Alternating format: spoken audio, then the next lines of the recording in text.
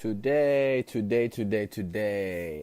we're going to talk about my experience between Novolog insulin and Novolin regular insulin and what I've seen between the two.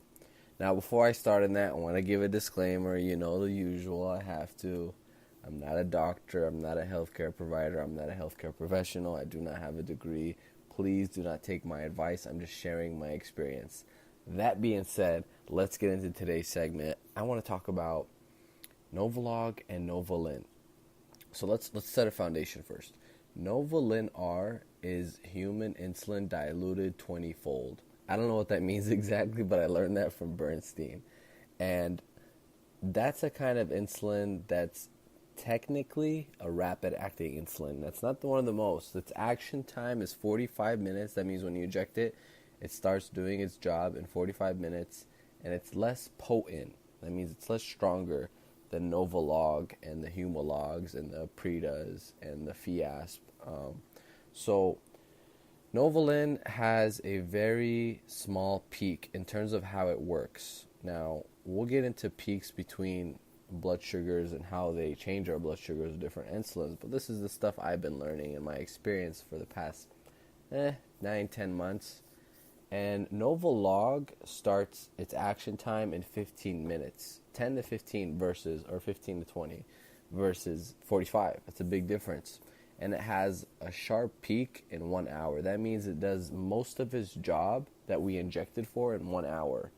And it does a majority of its work in 3 hours. And it, depending on how much you injected, if you were to inject a normal, not too large of a dose, it's going to last 5 to 6 hours, but expect 5 if you're not dosing too much.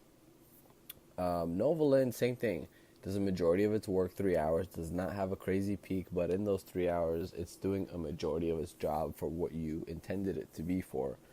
So I want to talk about my experience between the two and my opinion on what I've seen is better for my blood sugar. And I'll get straight to it. Novolin R is better for stable blood sugars. There's a difference between stable blood sugars and good blood sugars. Now, you can have good blood sugars, from 70, this is a big window, but from 70 to like 90, and it can be very sporadic. That's not stable. Stable blood sugar, you can have stable blood sugar and crappy blood sugar. So your blood sugar could be 250 at 8 a.m. and then 1 p.m. it's still it's just 260. It's barely moved. That's stable blood sugar, but it's not good blood sugar. And with the Bernstein program, our goal is to have stable blood sugar and normal blood sugar. So that means you're ranging anywhere from the 75 milligrams per deciliter to the 90 milligrams per deciliter. But trying to stay in the 80s target is always the goal, at least for the program. So I'm not perfect. Don't listen to me and think that I have amazing blood sugar. I'm still working progress. And Novolin has a different peak. Now, its peak sees eye to eye, let's say, with protein. The way protein affects blood sugar is very slow, as you know. Real protein foods, I'm talking about eggs, chicken, beef, seafood. Stuff like that does not have a sharp peak in terms of in our blood sugar. Now, if you match that peak of protein with Novolin R, what happens is they like overlap perfectly almost to the point where it's too.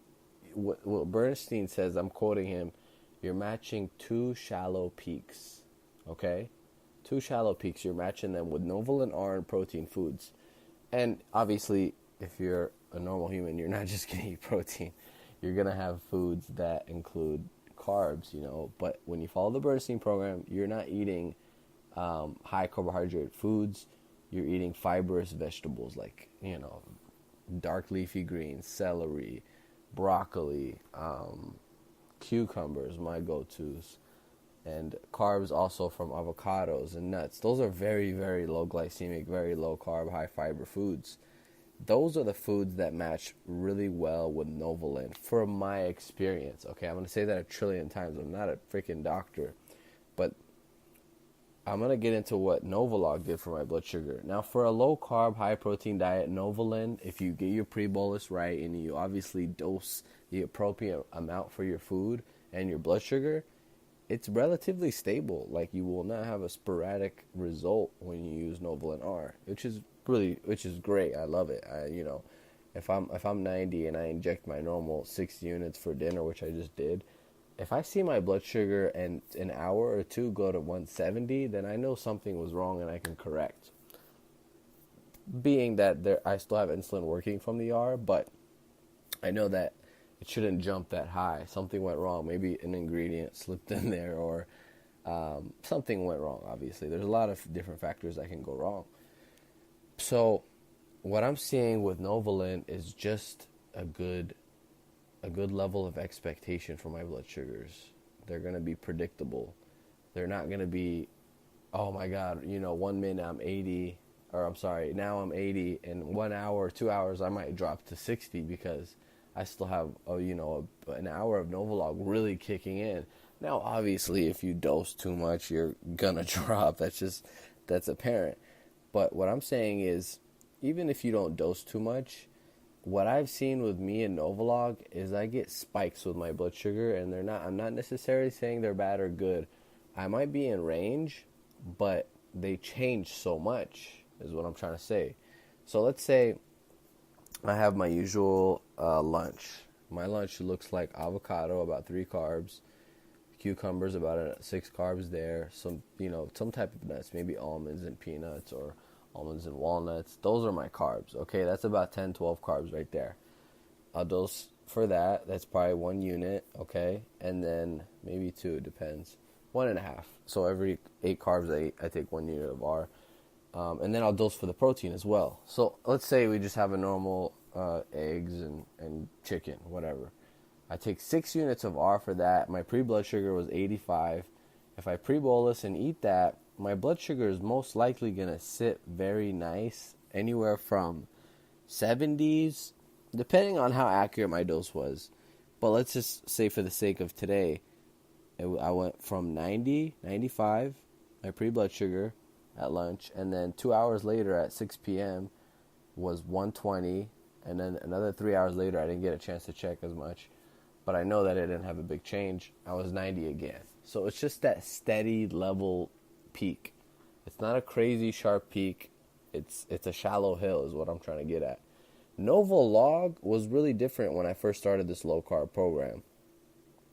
I would have a blood sugar of 92 for breakfast, dose my 5 units of Novolog, 4, 6, whatever the food was.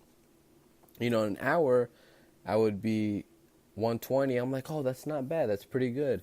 And then 2 hours later, I would be, 140, 150, 160. Because what happens is Novolog did a majority of its job. It's very potent in those 3 hours. It's gonna bring your blood sugar down quickly and strong, more potent, strong. It's integrity. It's consistency of how it works.